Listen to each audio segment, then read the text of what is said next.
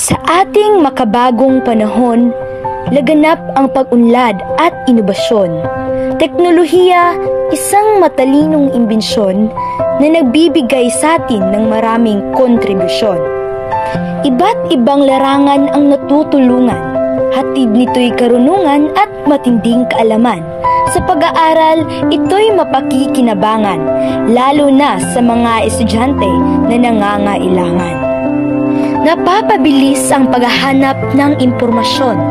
Sa bawat tanong, may kaakibat na solusyon. Gabay ito tungo sa matagumpay na edukasyon, mahalagang instrumento sa pagtamo ng ambisyon. Ideya, kasulatan, larawan, ito isang gunian. Nakakatulong sa mga aktibidad sa paaralan. Sa mga mag-aaral, ito isang kaibigan na palaging handang upang sila'y matulungan. Ngunit sa bawat benepisyo, mayroong problema. Sa pagtamo ng teknolohiya, kailangan ang pera. Hindi lahat ng mag-aaral ay may ganitong sistema, sapagkat hindi sapat o walang kakayahan ang iba.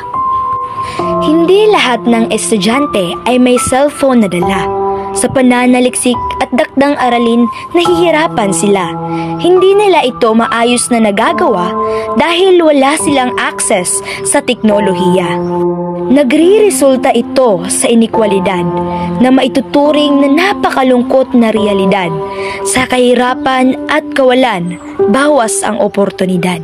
Naaapektuhan ang edukasyong di kalidad. Digital divide, paano masusolusyonan? Ano nga ba ang maaaring gawin upang sila'y matulungan? Magagawan ba natin ito ng paraan na kayang-kayang magawa kahit tayong mga kabataan?